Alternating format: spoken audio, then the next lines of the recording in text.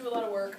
You don't have to feel bad about your writing. It's exactly where it should be. In fact, honestly, it's higher than it should be at this point in the year.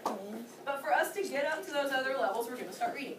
Let me tell you a little bit about reading in Spanish, because we're going to be doing it every day, so we need to learn about it. Okay. The thing that I want you to know about reading in Spanish is that it's a big part of your grade. In the first term, all I did was grade you on your communication in Spanish. So it was like sitting up straight, listening to what we're doing, keeping in contact with me, making sure that you show that you're understanding. It was all that kind of stuff. And responding with like one word, right? Because speaking for a novice is like 1 or 2 words. So we're doing quite well at that. We did really well on that assessment last week on Thursday. When you listen to that story of the Quetzalcoatl, right? Quetzalcoatl. So that was almost all of your grade. That was like 98% of your grade last term. 2% was the assessments that we just did. They were very small. So this term, I can't quite decide how much I want reading to be, but it's so important that I know it's going to be kind of big. So probably 20, 25, 30%. Okay? So since it's a huge part of your grade, I mean, basically, if you're not reading well, you end up making a C in this class. Okay? So let's talk about how to keep your grades high, okay? Because it should be easy and pleasant, and it shouldn't be too much work. But let's talk about it. So during reading time, you're going to find that I don't sit up here and read. I wish that I could just sit up here and read. In teacher school, they told us that we should read in front of the class. When it's time to read, the teacher should read too. We should set a good example. They said, you should sit there and read, because the kids will see you reading and they'll know that you love reading. So I'm going to go ahead and tell you this. I love reading. Reading is great for me. I really enjoy it. It's made me the person that I am today.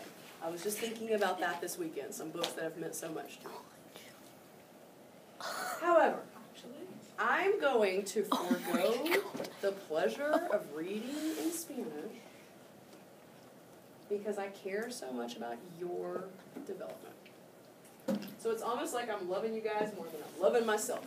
Because I would love to sit up there and read, but I'm not going to do that until I'm sure that we have all understood what we need to do as readers in Spanish. So I will literally sit around and watch you and look for things that I can observe that show that you're engaging with the book. So let me tell you some things I'll be looking for. Because instead of reading, which I love you guys more. Aww. So I'm going to make sure that I support you in becoming stronger readers. So here's what I'll be looking for. Because I can communicate with you if you're doing the right thing by giving you grades, and then your parents will know how you're doing. We can all work together to support you. This will be very easy for most of us, so don't worry.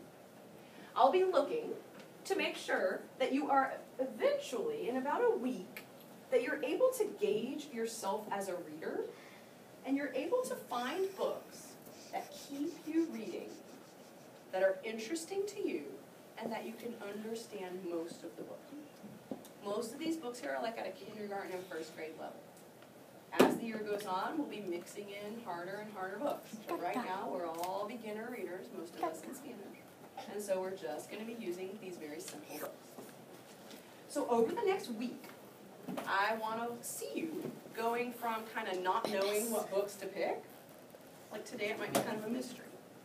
I want to see you kind of refining or revising your choices as a reader to where you're finding books that are interesting to you and they keep you reading. Okay? So that's one thing I'll be looking for. Are you finding that you're sticking with your books for longer? Like you can read the whole book. Something else that I'll be looking for is to see that you're actually engaging with the book. Okay? So if you're just sitting there kind of flipping the pages and like looking around or maybe just even looking at the pictures, pictures are not going to teach you Spanish. Reading will teach you Spanish. This book, that's like a picture dictionary, it could teach you a little Spanish, but it's not going to teach you how to write, okay? It'll teach you how to make a list. That's like a novice. So reading the words and reading the sentences and reading the paragraphs, most of these are sentences, not paragraphs, but you know, you're beginning. Reading the sentences and reading the paragraphs and looking at the picture to help you understand the words is what's going to help you become a stronger reader. not flipping the pages in a book, in a book that you don't understand. So I'm going to be looking for you to eventually, in about a week, by next week sometime, sort of know what kind of texts you like to read. Maybe you like to read, oh, this is Bob Rito, okay? Maybe you like to read stuff that we've made in class. Maybe you want to read the story of Quetzalcoatl, right? Other things that we have done in class. Maybe you like to read these little, level B books on the farm, okay? Maybe you prefer to read books that teach you like how to bake bread, like actual nonfiction books. So, I'll be looking that you're getting stronger at picking good books. I'll be looking that you're staying focused on your book, not just turning the pages, but actually reading the words. And I'll be looking to see that you're able to sit and read for longer and longer. We'll start with like 8 or 9 minutes, and we'll probably work up to about 10. So, that's basically your whole grade. I'm not going to have you do a reading log. I'm not going to have you write down the number of pages. None of this helps. The only thing that helps is reading, okay? So I'm not going to have you do a reading log or like keep track of the number of pages or write down vocabulary words or have a reading journal. None of that. I just want to see you developing a good habit and good sort of ways of being with the book, and that you're pushing yourself to have a good habit of reading. Okay? That's really all that's going to help you. All that other stuff, I don't know why teachers do it. I think they love paperwork. They think that kids won't read if they don't make them write things down. I will watch you. And that's how I'm going to let you read. I taught language arts for 9 years, okay? I was like a block teacher. So I'm pretty good at watching kids and making sure that they're reading. Here's a dead giveaway. The book is open. It's in front of their face. And their eyes are doing like this. Like their eyes are like going back and forth, right? Like, if your eyes are going back and forth on the page, and you're not flipping the pages, and you're not looking around the room, and you're not talking to your neighbor, and you're not swinging on your chair, and you're not like picking your nose, then maybe I should go pick your nose and read. I don't know. Just don't wipe it on my book. Multi-mass. No, multi-mass. Turn to tell your partner what they need to do to make a really good grade on this 20 to 30% of their grade that's reading.